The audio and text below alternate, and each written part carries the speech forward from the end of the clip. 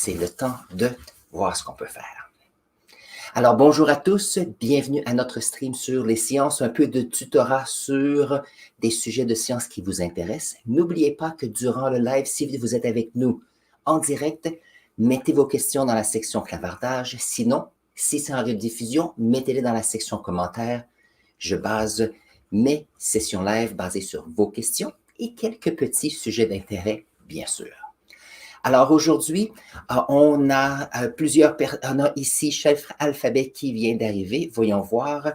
Alors j'utilise StreamYard. On essaie de voir si on peut expérimenter et voir des choses nouvelles. C'est toujours intéressant. Et nous allons parler aujourd'hui de quelques sujets intéressants. Le premier sujet qu'on va discuter, c'est une question qui vient de l'audience.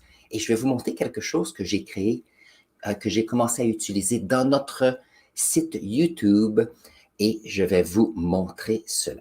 Donc, si je vous montre ceci, voyons voir, comme cela. Donc, ça, c'est notre chaîne YouTube et il y a une section communauté juste ici. Alors, voyons voir, on va enlever ceci, excellent. On a notre chaîne YouTube ici et il y a une section communauté juste ici. Et lorsqu'on va ici, j'ai décidé que de temps en temps, j'allais mettre des sujets, quelque chose juste pour communiquer avec vous, pour bâtir notre communauté. Aussi bien, on est une communauté de scientifiques. Alors, hier, j'ai mis le fait ici que j'ai fait une expérience avec la germinaison de graines. Et bien sûr, ce sont des graines que j'ai achetées à l'épicerie ou au marché. Donc, quelquefois, on est à la maison, on dit « Ah, quelle sorte de laboratoire est-ce que je peux faire? » C'est facile. Et lorsque le premier commentaire que j'ai fait était celui-ci. « Bonjour à tous, nous allons utiliser cette section et vous pouvez proposer des questions. » Et lorsqu'on regarde, j'ai eu la chance d'avoir une excellente question qui est « Qu'est-ce que la respiration cellulaire? » Donc, aujourd'hui, première question.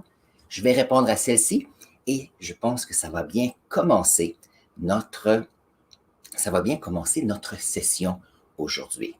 Alors, j'ai eu des difficultés avec mon tableau, alors j'avais décidé de faire quelques diapos pour notre première idée. Et j'ai mon tableau blanc ici, si vous avez des questions. Et bien sûr, intéressant, on a Vangelis qui vient d'arriver. Donc, Vangelis, je ne sais pas si on prononce le S à la fin. Je suis super content que tu sois ici. Très bien. Donc, regardons notre premier sujet. On va mettre ça comme ceci. Parfait. La respiration cellulaire. OK. Alors, qu'est-ce que c'est pour commencer? Regardons les mots et voyons voir si on peut répondre à celle-ci pour commencer. Première chose, on a le mot respiration. Alors, on va dire, où est-ce qu'on a déjà entendu ce mot? Chacun de nous, vous à la maison, on respire. Alors, on inspire et on expire. Ça fait partie de la respiration. C'est un processus qui nous permet de pouvoir avoir de l'oxygène dans notre corps et expulser un déchet qui est le CO2. Et on envoie aussi un petit peu d'eau. On a l'autre mot qui est cellulaire. Alors, lorsqu'on parle de cellulaire, on parle de cellules. Donc, notre corps est fait de milliards de différentes cellules qui ont différents rôles dans notre corps.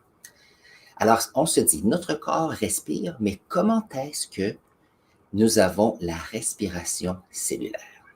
Alors, il y a une équation chimique qui représente cela, et je vais la présenter, et après ça, on va regarder, OK, comment est-ce que ces molécules se retrouvent dans la cellule? Alors, voyons voir. Alors, lorsqu'on parle de respiration cellulaire, on parle de chimie. Alors, qu'est-ce qui se passe-t-il? C'est qu'à quelque part dans notre corps, il y a, alors ça ici, le C6H12O6, ça c'est une molécule de glucose.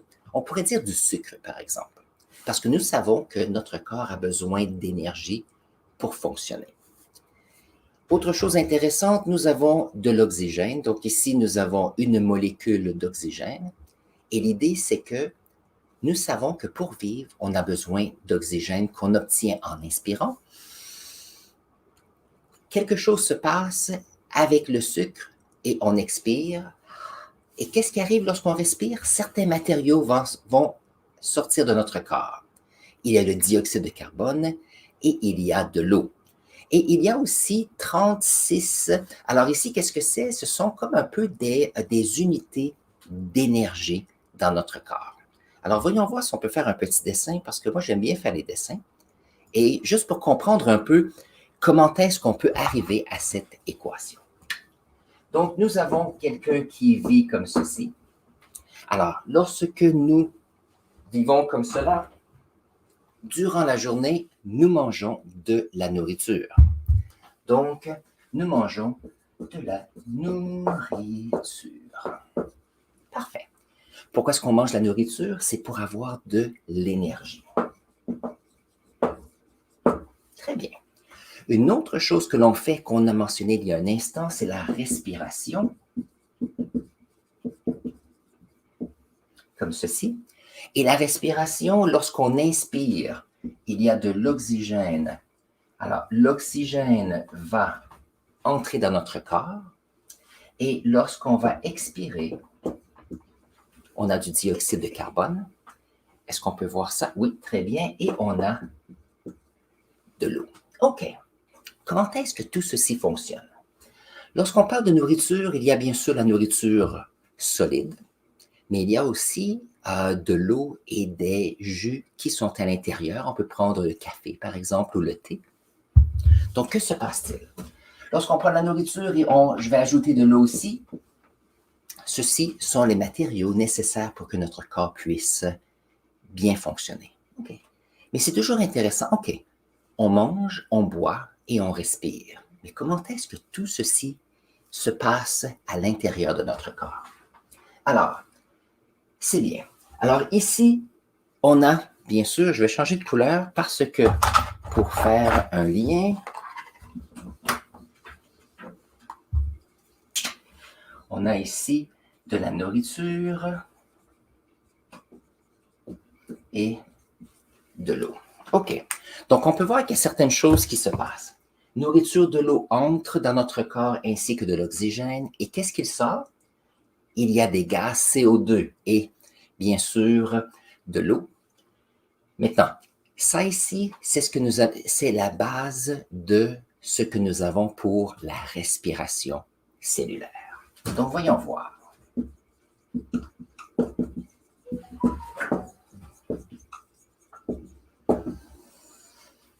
Alors, nous avons dit que nous avons de la nourriture qui entre dans notre corps. Fantastique. C6H12O6. Ça ici, glucose. C'est ce que j'appelle une source d'énergie pour notre corps.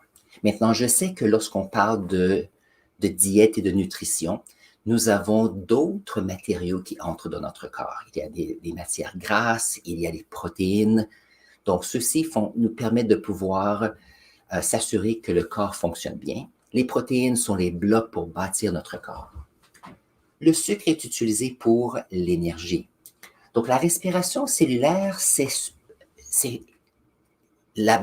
un peu le processus qui donne de l'énergie pour que notre corps puisse bien fonctionner.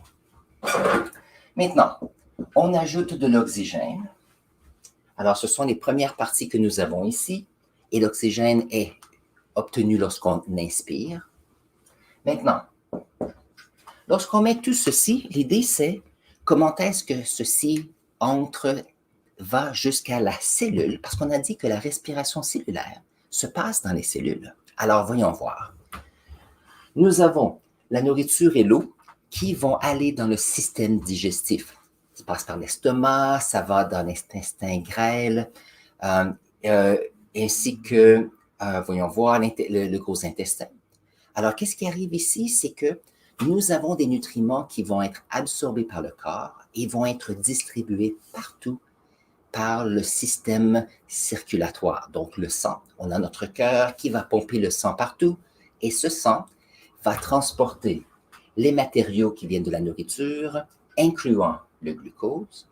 Mais lorsque nous inspirons, L'oxygène par les poumons vont aller dans le système respiratoire. Donc, nous avons dans le sang aussi des globules rouges qui vont transporter l'oxygène de façon à ce qu'on ait l'oxygène et le glucose dans toutes les cellules de notre corps. Je ne sais pas si j'ai mis une cellule. Je n'ai pas mis de cellule, intéressant. J'avais pensé à plein de choses, mais je n'ai pas pensé à cela. Ça va. Lorsqu'on a une cellule dans notre corps, c'est comme si c'était une manufacture. Une cellule dans notre corps a plein de travail à faire. Il y a l'ADN qui s'assure que notre corps a toute l'information génétique pour qu'on puisse vivre. Il y a aussi toutes les différentes parties pour transporter les matériaux, les protéines, les hormones.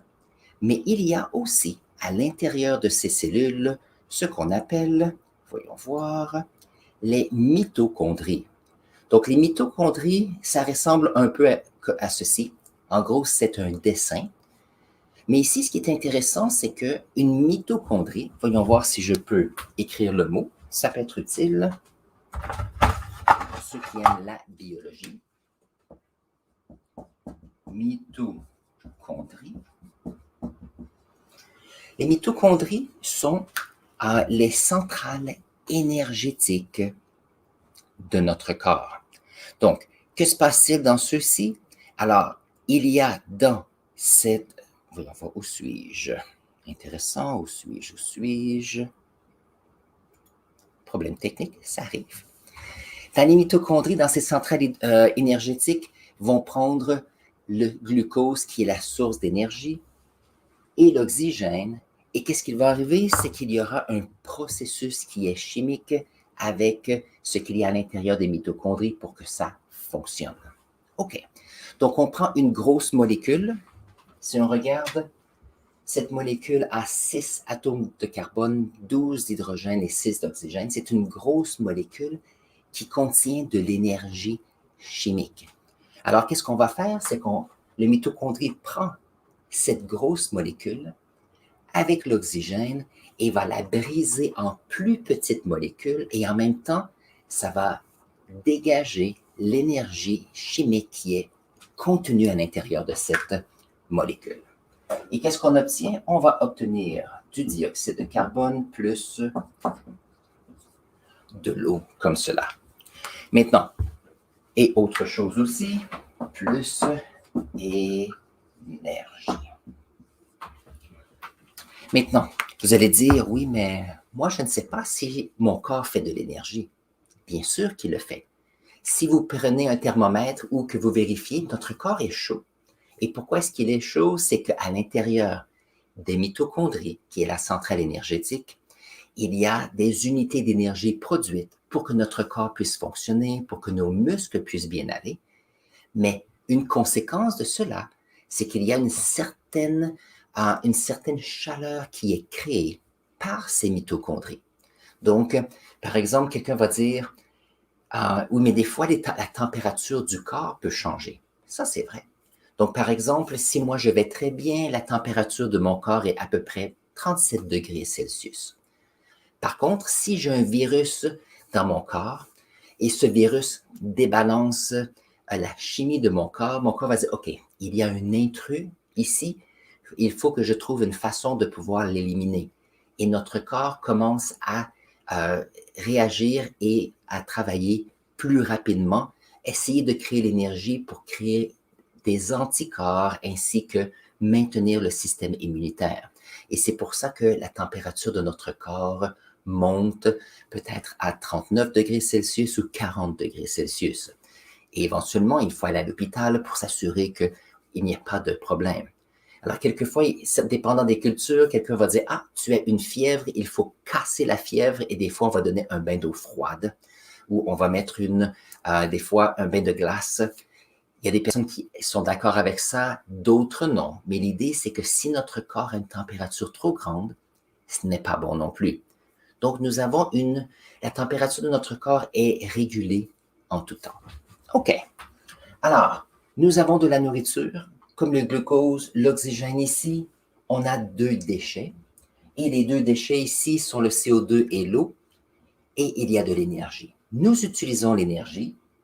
Nous pouvons utiliser l'eau, bien sûr, parce que l'eau est très utile pour les différentes fonctions de notre corps. La seule chose qui n'est pas bonne, c'est le dioxyde de carbone. Donc, il faut éliminer cela. Comment est-ce qu'on élimine le dioxyde de carbone?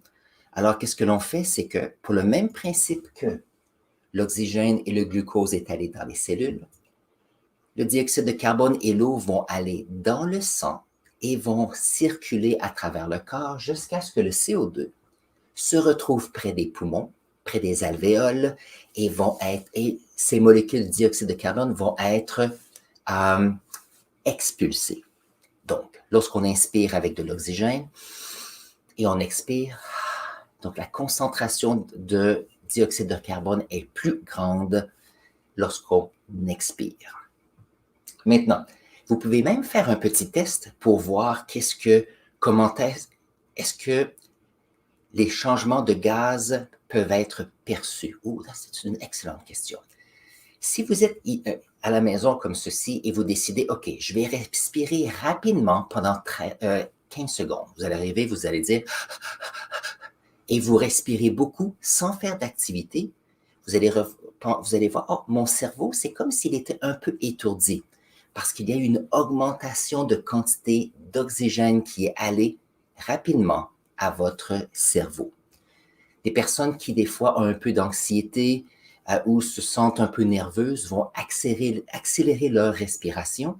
Et qu'est-ce qui arrive? Il y a plus d'oxygène dans notre corps et notre cerveau devient un petit peu... C'est comme s'il y avait beaucoup d'oxygène et devient très actif. Alors, c'est pour ça que les personnes disent, lorsqu'on est anxieux ou on se sent stressé, si on se concentre un petit peu et on prend de grandes respirations profondes, qu'est-ce qui va arriver? C'est que on restabilise la quantité d'oxygène dans notre cerveau. Ça nous permet de baisser un petit peu le niveau et ça permet d'expulser le CO2 et c'est fantastique. Des fois, il y a des personnes qui vont... Alors, des fois, dans les films de comédie, quelqu'un est très excité et hyper ventilé. On va lui donner un petit sac de papier et il va respirer dans un sac. Et la raison pourquoi on le fait dans un sac, c'est que plus la personne respire pendant 15 secondes, c'est qu'il inspire, l'oxygène quitte le sac et va redonner du CO2. Donc, la quantité d'oxygène diminue dans le sac. Et donc, qu'est-ce qui arrive, c'est que ça permet au corps de pouvoir se relaxer. Mais on ne peut pas respirer dans un sac pour toujours parce qu'on a besoin d'une certaine quantité d'oxygène dans l'atmosphère pour que ça fonctionne bien. C'est à considérer.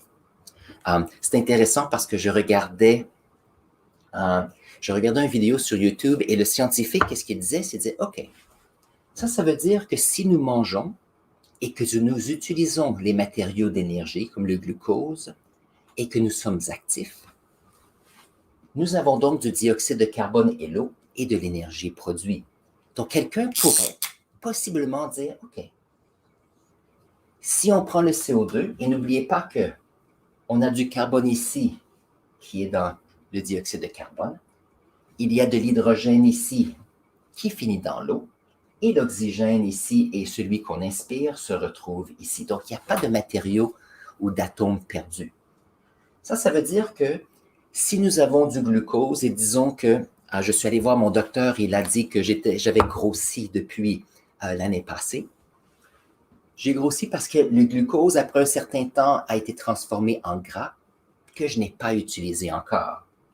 Mais ce qui est intéressant, c'est que si je suis actif, je suis plus actif, qu'est-ce qui va arriver? C'est que en faisant l'activité physique et en inspirant, je vais produire des déchets. Et regardez, la composition du gras est similaire, donc je peux baisser ma masse corporelle une molécule à la fois en éliminant du CO2. Et j'ai trouvé que c'est une analogie intéressante. Donc, c'est pour ça que les personnes vont dire, si quelqu'un veut perdre du poids, on peut soit avoir moins de glucose ou de gras qui entre dans notre corps, ça veut dire qu'il y a moins qui reste dans le corps, ou on peut être plus actif pour éliminer cela. Donc, voilà, tous des choses intéressantes. Alors, c'est ça la respiration cellulaire. C'est une réaction chimique qui donne de l'énergie. L'énergie vient de la chimie, donc les molécules de glucose vont donner le dioxyde de carbone et l'eau. J'espère que ça répond un peu à la question. Je voulais aussi mentionner un deuxième. On a parlé dans le passé, je vais remettre ceci pour que vous puissiez voir. Donc, la respiration cellulaire, c'est en gros un concept scientifique, mais une formule chimique. On a ça ici. On a notre glucose et l'oxygène qui va former du CO2 et de l'eau et des unités d'énergie. Maintenant, ce qui est intéressant, c'est que si on regarde la photosynthèse, qu'est-ce que c'est? C'est qu'on a des arbres comme ceci. Nous avons le CO2 qui est dans l'atmosphère. Nous avons de l'eau et l'énergie du soleil. Et ensemble, qu'est-ce qui va arriver? C'est qu'il y aura une réaction chimique dans les feuilles. Donc, cette photosynthèse, dans les feuilles, on a ce qu'on appelle les chloroplastes. Les chloroplastes, ce sont ces petites centrales à l'intérieur des feuilles qui font cette réaction. On prend le CO2 et l'oxygène avec l'énergie du soleil et qu'est-ce que l'on fait? On fait de plus grandes molécules qui est soit la cellulose. Il y a certains arbres qui vont faire du sucre, comme le glucose, et le déchet des plantes suite à la photosynthèse, c'est l'oxygène. Donc, qu'est-ce qui arrive? On prend deux petites molécules. Ces deux petites molécules, avec l'énergie du soleil, on les fait en plus grandes molécules. Donc, c'est une énergie qui est chimique. Et le déchet, c'est l'oxygène. Et devinez quoi? Lorsqu'on parle de la respiration cellulaire, qu'est-ce que c'est?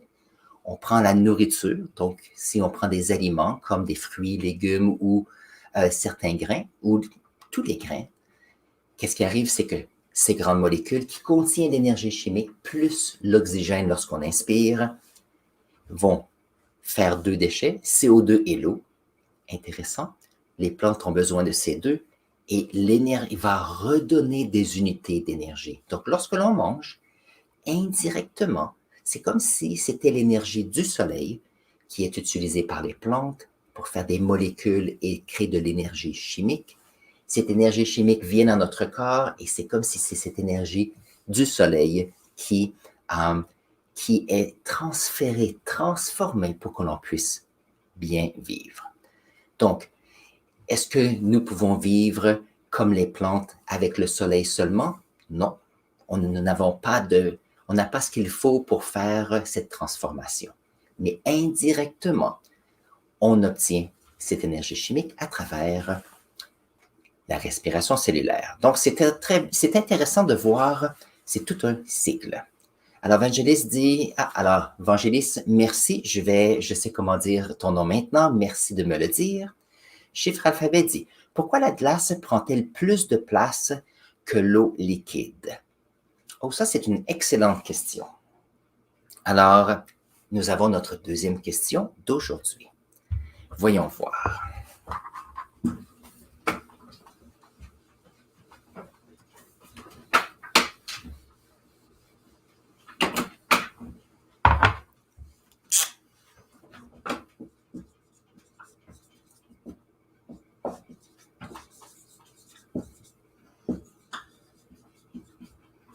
Oh. On va faire un test intéressant. Voyons voir. Je vais arrêter ceci. Et je vais faire ça. C'est encore mieux. Aussi bien expérimenter avec nos choses. Donc, la question qu'on a ici de l'audience de Chiffre alphabet est pourquoi est-ce que la glace prend-elle plus de place que l'eau liquide? Donc, ça, c'est une excellente question. Donc, regardons voir quelle est la composition chimique de l'eau. Composition chimique de l'eau, c'est H2O. Donc, si on prend ceci, on va trouver que, comme ceci,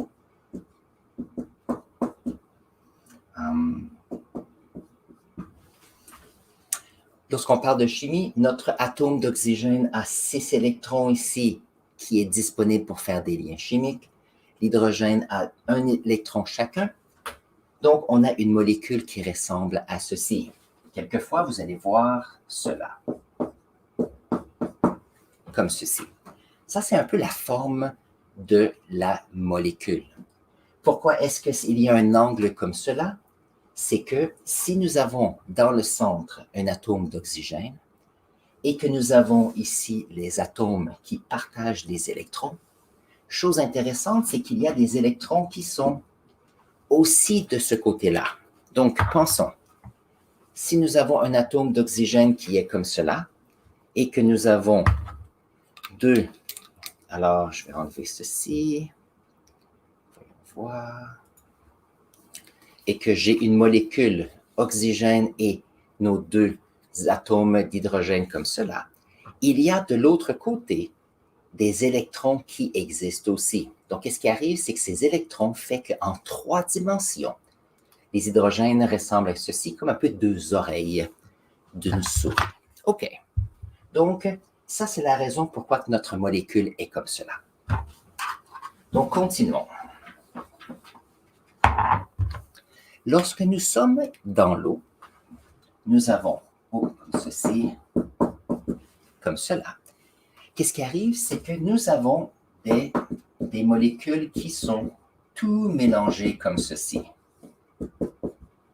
Alors, oxygène, oxygène, hydrogène, hydrogène, oxygène, hydrogène. Donc, tous les atomes sont tout mélangés comme ceci parce que ils sont à une certaine température, ils ont une certaine vibration parce qu'ils ont de l'énergie. Donc, ensemble, c'est comme si nous avions, voyons voir si je peux trouver une analogie intéressante. C'est comme si, alors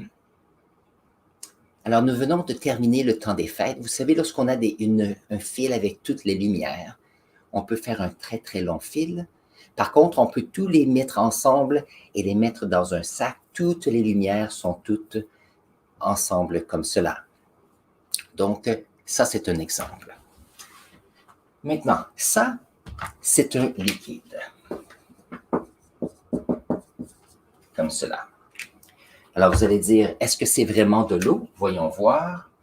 On a ici une molécule, 2 molécules, 3 molécules, 4 et 5. Donc, on peut voir que c'est composé de façon spécifique. Maintenant, qu'est-ce qui arrive lorsqu'on a un solide? Donc,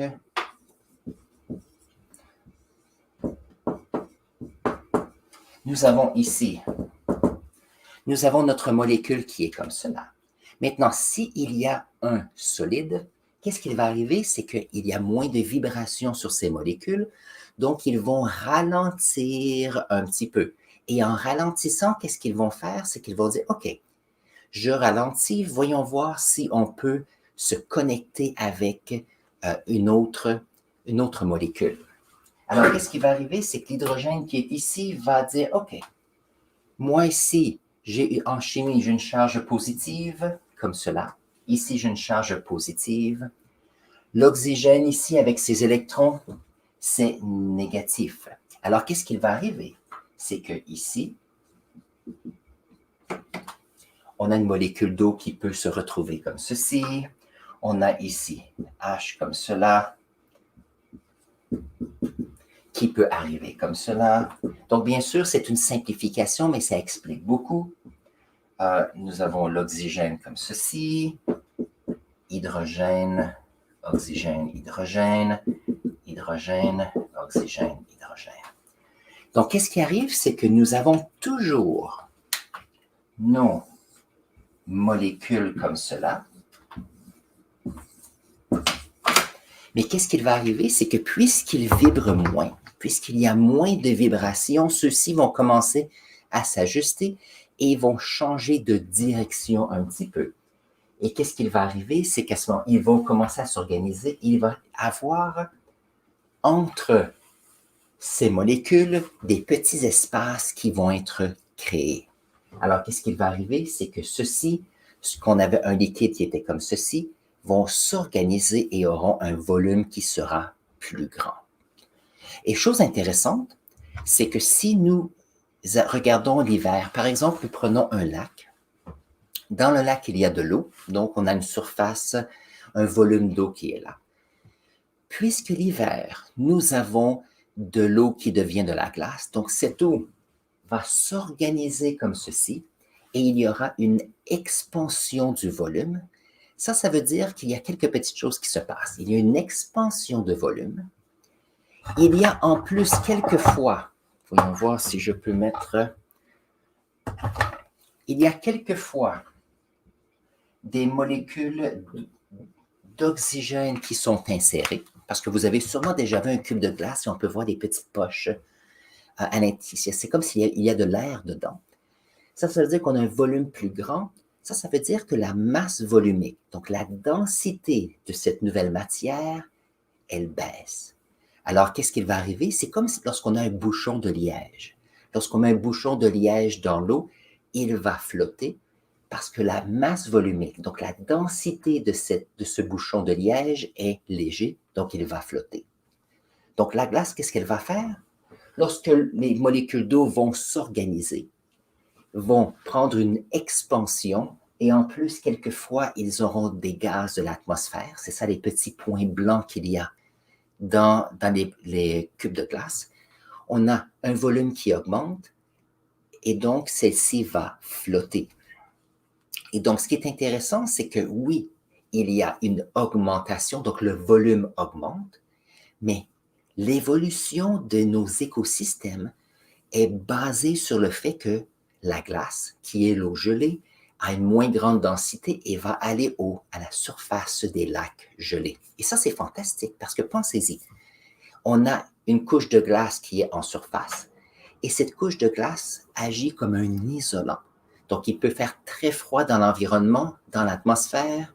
Il y a une couche de glace. C'est vrai que c'est un solide, mais sous cette couche de glace, on se retrouve avec encore de l'eau liquide.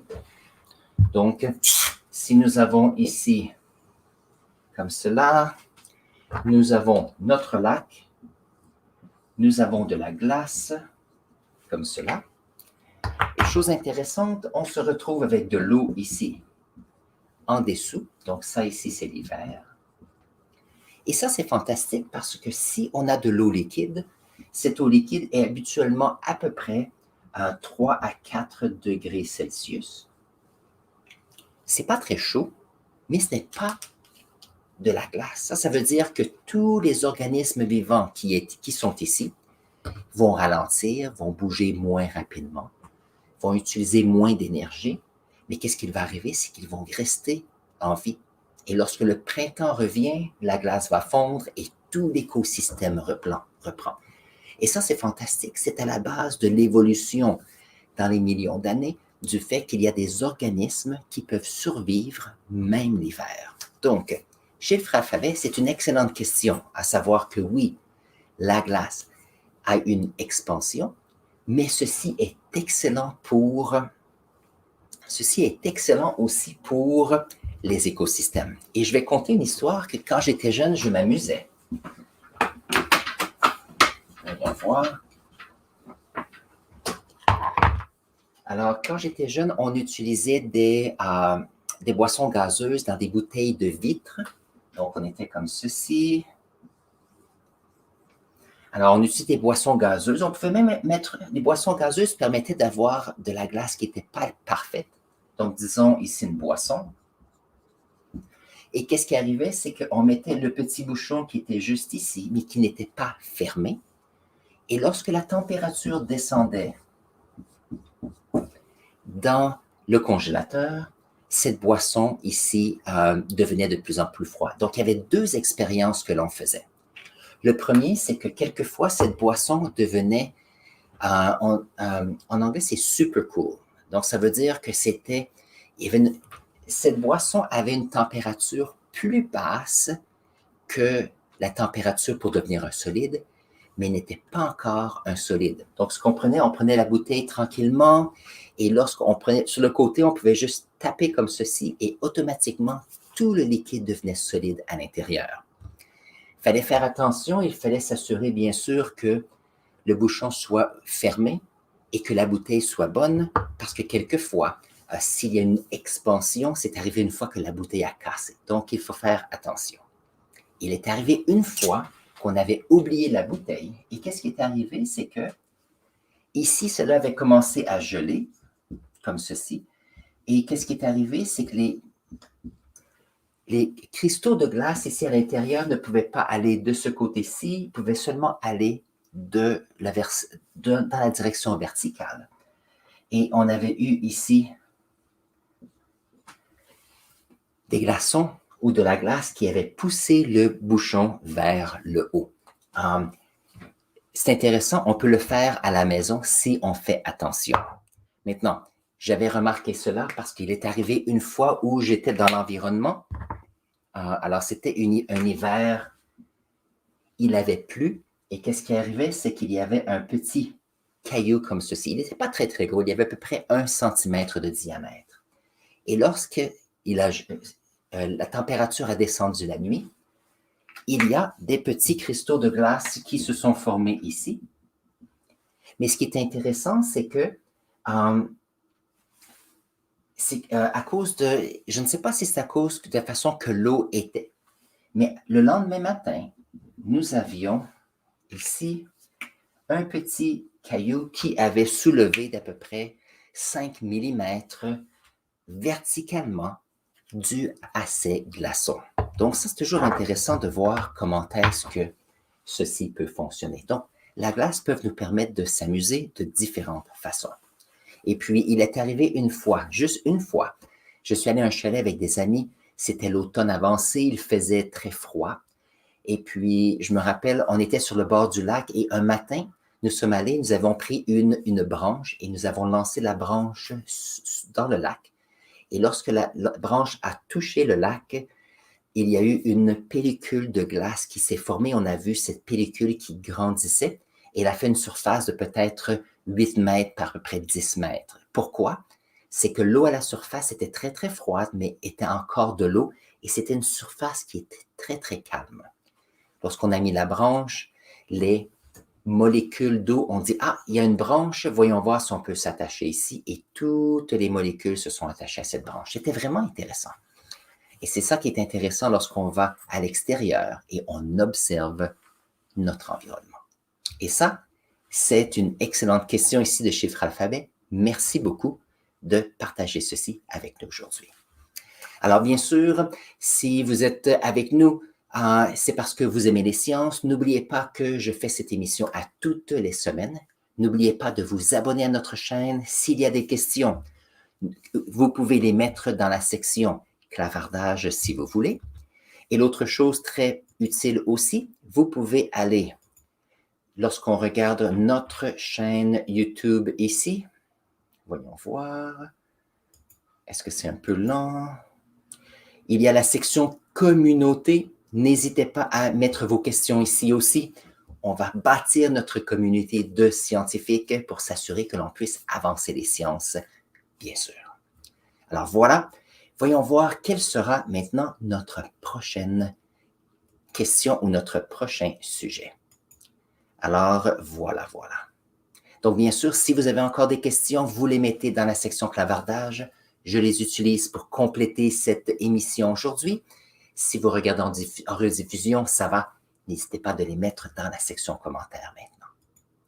Alors ici, je parlais avec des amis sur le fait que quand j'étais géologue, j'avais vu souvent des orignaux. Donc ici au Canada, on les appelle les orignaux.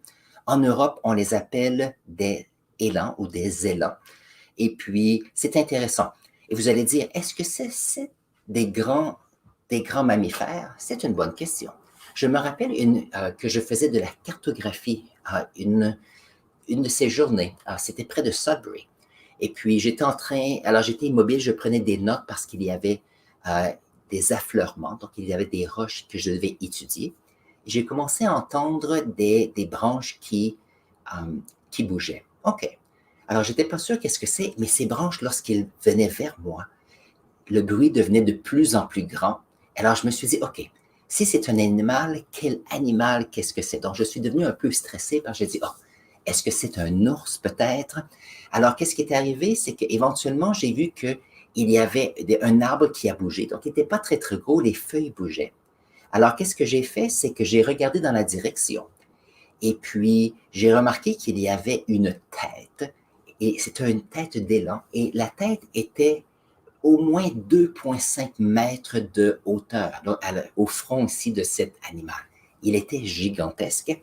Et puis, j'ai dit, OK, il marchait, et il ne venait pas directement vers moi, mais il était à peu près à 3 mètres. Et je n'étais pas sûr ce que je devais faire, parce que j'avais une veste orange. J'ai dit, il va sûrement me voir.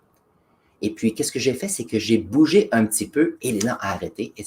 Et j'ai bougé une deuxième fois et c'est là qu'il a vu lorsque je bougeais. Alors, je ne sais pas si les élans voient les couleurs. Mais aussitôt que j'ai bougé un petit peu, l'élan est parti et a couru plus loin. Donc, ces animaux sont gigantesques.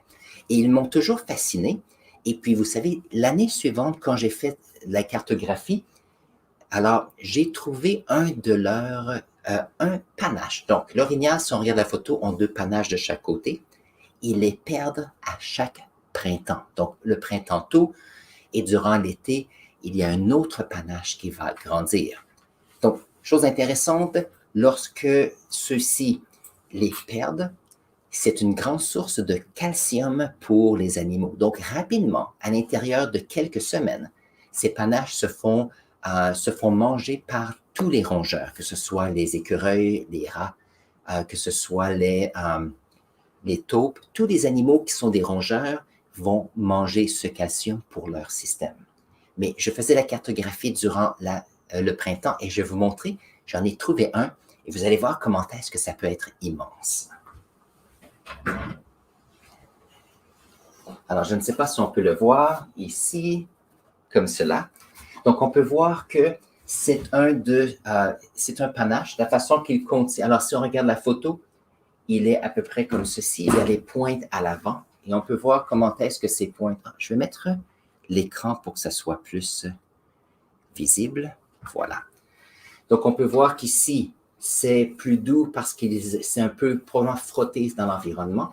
Mais regardez comment est-ce que c'est fantastique. On peut même voir que lorsque ceux-ci grandissent, on peut voir les systèmes ici, les veines qui ont fait que les nutriments sont allés pour la croissance de ceux-ci. Alors ça, c'est le côté. Quand je l'ai trouvé, il était à terre comme ceci. J'avais pilé sur, si je me rappelle bien, c'était ce côté-ci et il avait levé et je l'ai trouvé comme ceci. Et on peut voir, il venait presque seulement de tomber parce que si on regarde ici sur les pointes, on peut voir qu'il commençait à être rongé par les rongeurs. Donc, c'est quelque chose que j'ai vu et j'ai dit, OK, je dois le sortir. Et j'étais comme à 4 km à l'intérieur de la forêt. J'avais fait des échantillonnages de sol pour la géologie. Mon sac à dos était tellement pesant, c'était pas drôle. Alors, ce qui est intéressant, c'est que lorsqu'un orignal va le perdre, et on peut voir ici, alors ici, ça c'est où il était à la tête. Donc, il y a une coupure ici. Alors, naturellement, le système de l'orignal élimine le contact ici et ceux-ci vont tomber. Donc, cet animal n'est pas mort du tout. Maintenant, n'oubliez pas que s'il y a un orignal qui est comme ceci et un va tomber, alors c'est très pesant. Donc, habituellement, il va essayer de faire tomber le deuxième tout de suite après. Mais c'est toujours intéressant parce que une des choses que j'adorais de la géologie, c'était justement d'explorer et de trouver des choses qu'on ne voyait pas nécessairement. Donc, c'était un peu l'idée. J'ai utilisé ceci pour une présentation cette semaine et je me suis dit que j'allais vous le montrer. Et puis, tiens, je vais ajouter quelque chose aussi. Si on regarde ici, il y a des points sur le panache comme cela. Ce qui est intéressant, c'est que ça ici, c'était un élan ou un orignal qui était très âgé, parce qu'à chaque année, lorsque l'orignal va faire repousser son panache, il y a une pointe supplémentaire. Donc, l'idée, si on veut savoir l'âge de cet orignal ou de cet élan, c'est de regarder le nombre de pointes qu'il y a sur son panache total. Donc, il y a des chasseurs qui vont... Je sais que lorsque je travaillais en géologie, il y avait un endroit où il y avait 2 orignaux qui étaient beaucoup plus âgés. Et les personnes disaient, c'est important alors, il y en a un qu'on avait réussi à mettre un peu de peinture sur l'arrière. Et l'idée, c'était de ne pas les chasser parce que ça permettait de garder la beauté, bien sûr, dans la région, mais c'était de pouvoir garder des orignaux forts pour, bien sûr, la reproduction, pour la population. Donc, c'est intéressant de ce côté-là. Et bien sûr, voilà, la chasse est un autre sujet qui se rapporte avec les écosystèmes, mais ça, c'est une autre histoire. Donc, j'ai pensé à vous lorsque j'ai fait cela. J'ai dit, avant de le remettre dans le placard, j'allais vous le montrer aujourd'hui. Parfait. Alors, ça va nous mener à peut-être notre dernier sujet aujourd'hui. Donc, s'il y a une autre question de l'audience, ça me fera plaisir d'y répondre. Sinon, on va continuer avec les plaques tectoniques et on va voir qu'est-ce qu'on peut découvrir aujourd'hui. Alors, voyons voir si j'ai tout ce qu'il faut. Okay. Alors, qu'est-ce que c'est les plaques tectoniques? Alors, les plaques tectoniques se rapportent à notre petite planète. Nous avons ici un globe terrestre. J'en ai toujours un à la maison car j'adore celui-ci. Donc, on a l'Europe qui est ici, on a l'Afrique qui est ici. Nous avons l'Asie de ce côté-là, l'Australie, ainsi que l'Amérique du Nord et l'Amérique du Sud. Donc, ces continents, ce sont des masses où les humains peuvent être parce que c'est à la surface. Il n'y a pas beaucoup d'eau, pas comme les océans, et on peut y vivre. Donc, qu'est-ce qui est intéressant si on regarde la carte que je vais montrer juste ici? C'est que si on regarde la carte ici, on peut voir que les grands continents se retrouvent, c'est comme si c'était des endroits où c'était solide, mais dans les océans, on peut voir qu'il y a comme des petits points qui sont rouges, comme ceci, et on peut voir, ça fait comme des surfaces, c'est comme si c'était des morceaux qui étaient collés, comme un casse-tête. Donc, les plaques tectoniques, c'est l'idée que sur notre petite planète, il y a tout un casse-tête qui est présent. Alors, moi, j'aime bien Alors, celui-ci ne montre un petit peu ce qui se passe dans notre petite planète. Donc, je vais montrer ici en 2 dimensions. Non, en 3 dimensions ici. Donc, si on prend ici ici on a l'Amérique du Nord et l'Afrique, on peut voir que dans le milieu ici, il y a comme une chaîne de montagnes en plein milieu de l'océan. Si on regarde ici la carte qui est là, nous pouvons voir qu'il y a comme ici une ligne de points rouges qui est comme ça. OK, c'est intéressant.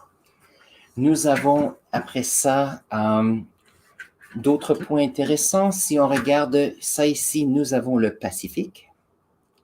Voyons voir, je vais remettre la caméra. Nous avons ici, le Pacifique qui est une super immense plaque tectonique. Et on peut voir que sur les bordures, il y a dans les fonds marins différentes structures, des chaînes de montagnes sous-marines. OK. Donc, quelque chose se passe sur la planète. Alors, voyons voir qu'est-ce que nous avons. Si on regarde la carte ici, alors moi j'aime bien cette carte. Nous avons ici tout au long de l'Atlantique ici, nous avons ce qu'on appelle, c'est une chaîne, j'oublie le mot français. Ici, qu'est-ce qui arrive, c'est qu'on a l'Afrique et l'Amérique du Sud qui, il y a un certain temps, étaient ensemble, mais avec le temps, ils se sont distancés. Donc, si on retourne en arrière plusieurs centaines de millions d'années, si on regarde ici, on a un petit trou ici dans le continent, et si on regarde ici dans l'Amérique du Sud, on pourrait voir que ce morceau ici de casse-tête pourrait aller ici. Et une des raisons qu'on sait que c'était comme ça avant, c'est qu'il y a des fossiles. Des fossiles, donc des indices dans les roches qui sont similaires en Afrique qu'en Amérique du Sud. Donc ça, c'est quelque chose d'intéressant. On peut voir que c'est la même chose dans l'Atlantique Nord. Ça veut dire que, bien sûr, on a l'Europe et l'Amérique du Nord qui se distancent. Donc, à tous les années, on devient quelques centimètres de plus en plus loin à chaque année. C'est intéressant de ce côté-là. Et ça veut dire que, OK, nous avons une carte, oups, il y a certains aspects, donc ces plaques doivent jouer ensemble. N'oubliez pas que notre planète est une sphère, comme ceci. Et lorsqu'on parle du sol ou de la surface terrestre, pensons à une carte comme ceci qui est en 2 dimensions. Qu'est-ce qui arrive lorsqu'on a un objet en 3 dimensions? Et je vais redonner l'écran. Qu'est-ce qui arrive si on a un objet en 3 dimensions, mais on a une carte qui est en 2 dimensions? Si on veut couvrir cette pomme, on peut voir qu'il y a des endroits où il y a des plis qui sont un par-dessus l'autre. Donc, c'est quelque chose qui n'est pas, qui n'est pas uni comme surface. Donc, ça, c'est la première chose. La surface de notre planète est solide, un peu comme cette feuille. Par contre, sous la surface et la croûte terrestre, qu'est-ce qu'il y a? On se retrouve avec le manteau terrestre. Et qu'est-ce que c'est? C'est un peu cette pomme, c'est comme si c'était un magma qui est en fusion. Donc ça, c'est comme si des roches qui sont sous forme liquide. Donc, qu'est-ce qui arrive? C'est qu'on a une surface solide sur un centre qui est plus liquide. Ça veut dire qu'on se retrouve avec une surface qui peut bouger. Surtout que nous savons que lorsqu'on a une matière qui est chaude, ça monte vers le haut, et lorsque c'est froid, ça descend vers le bas. Donc, c'est toujours intéressant. Donc, plein de concepts intéressants à considérer. Alors, qu'est-ce qui arrive? Lorsqu'on a le manteau qui est ici, et je vais remettre cela, lorsque j'ai le manteau ici terrestre qui est en fusion, certaines choses vont arriver.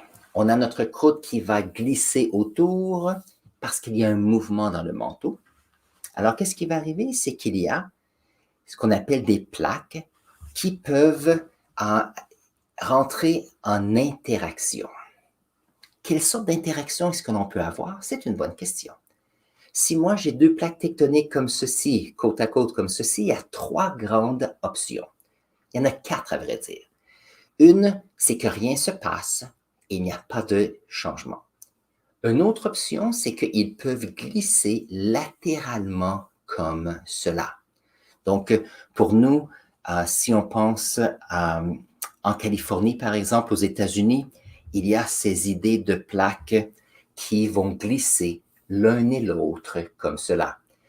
Il y a aussi en Europe quelques endroits où il y a des glissements de plaques comme cela. OK. Est-ce qu'il y a des preuves qu'il y a des glissements comme cela? Ah, bien sûr.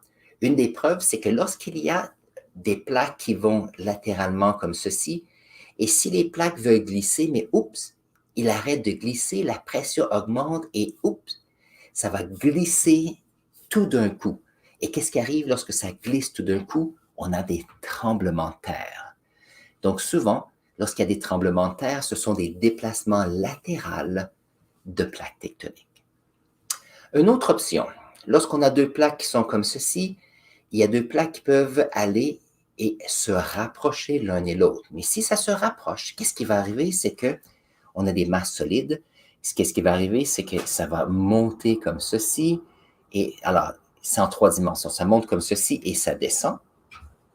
Donc, je vais montrer juste pour voir. Donc, si on a 2 plaques, ils vont s'approcher. Ça va monter verticalement vers le haut et verticalement vers le bas. Il y a des exemples comme ceci sur la planète. Par exemple, nous savons que l'Inde, ici, est un morceau de plaque tectonique qui arrive et monte vers le nord, vers l'Asie. Et qu'est-ce qui arrive? C'est qu'il y a une augmentation des hauteurs. OK.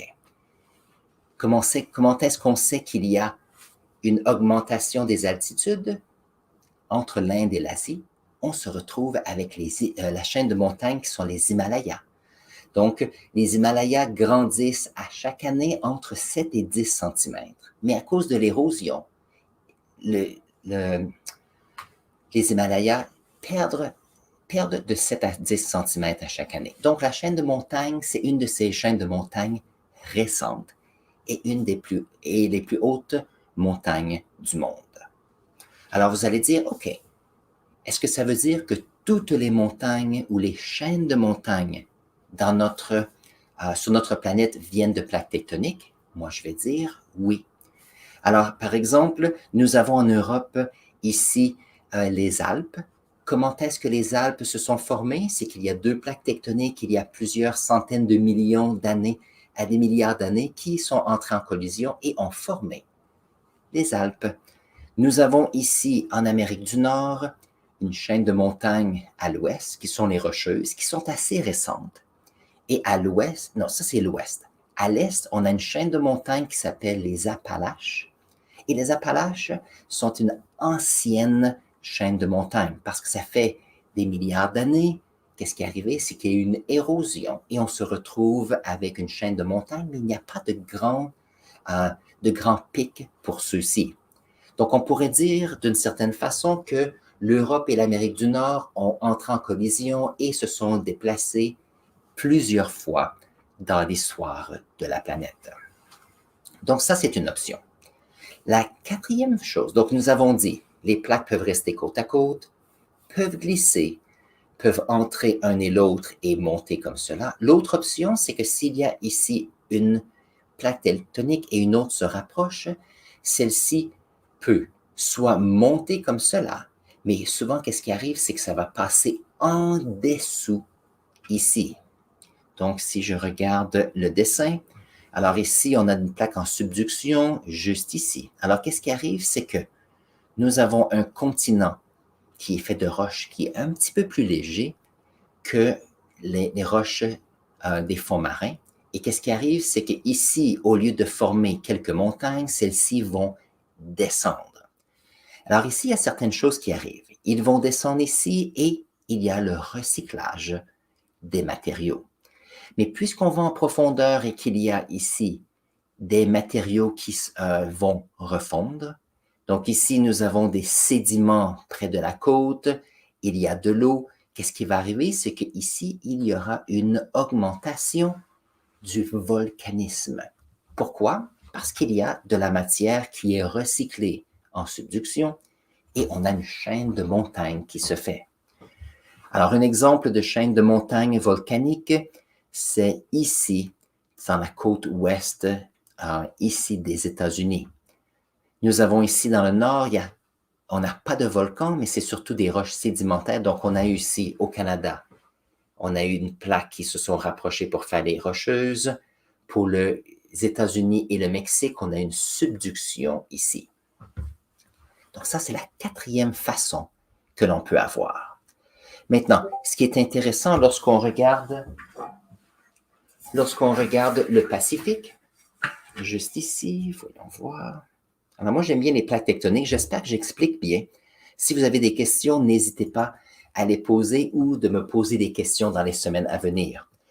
Ici, ce qui est intéressant, c'est que la plaque qui est pour le Pacifique, ici, c'est presque solide et elle va vers l'Asie. Donc, on a la plaque tectonique du Pacifique qui va vers l'Asie et qui entre en zone de subduction ici, près du Japon, de l'Indonésie et ainsi de suite. Donc, il y a plein d'actions qui se passent ici.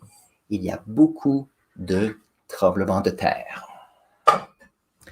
Donc, si on regarde ici, sur la carte que j'ai, donc on peut voir ici qu'on a des zones de subduction. Donc, ici, il y a la plaque qui monte ici vers l'Asie. Donc, l'Asie est ici, on a le Pacifique qui passe en dessous. Donc, certaines choses vont arriver. Si on regarde, voyons voir, je vais remettre la photo. Qu'est-ce qui arrive? On peut voir, ça descend comme ceci. Donc, il y a un espace ici entre les deux qui sont en profondeur.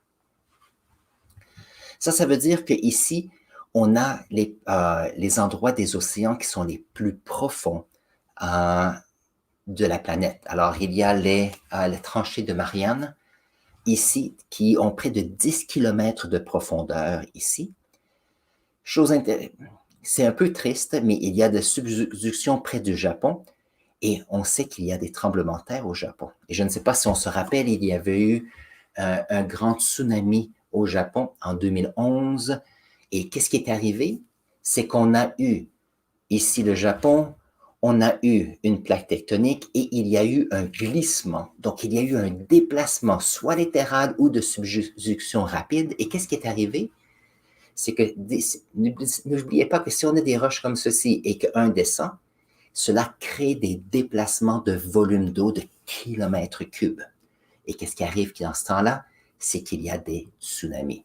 Et pour ceux qui écoutent les nouvelles, on sait qu'en Indonésie, il y a souvent des tsunamis. C'est arrivé ici au Japon quelquefois et dans l'océan Indien aussi.